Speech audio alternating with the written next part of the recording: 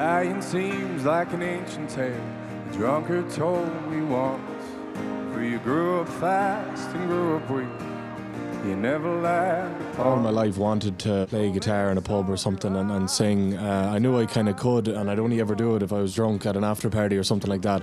And then I'd wake up with the fear the next day being like, what was I singing Raglan Road for last night? But I really wanted to do it, but I wouldn't have done it on my own.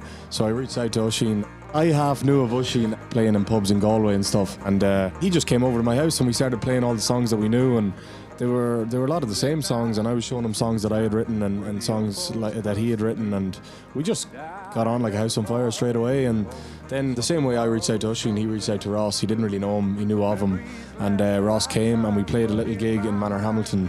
It was the first time meeting Ross, and we played a support act in the Glen Centre in Manorhamilton, Leitrim.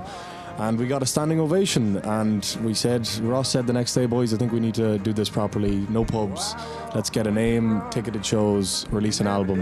And we were like, cool. Heed the word of every man. You never leave the promised land. And it's hoping in the corners of your mind. This is my 7th year coming to EP. Like, first 5 I was lugging suitcases of cans to the campsites of Oscar Wilde, and to think then you're playing on the main stage someday it's wild. It's wild. Last year as well at the Electric Arena, it was a huge moment for us. 13,000 people in a tent, and we got a hop essentially. It was just a moment where we go, let's really go at it, and now we're on the main stage.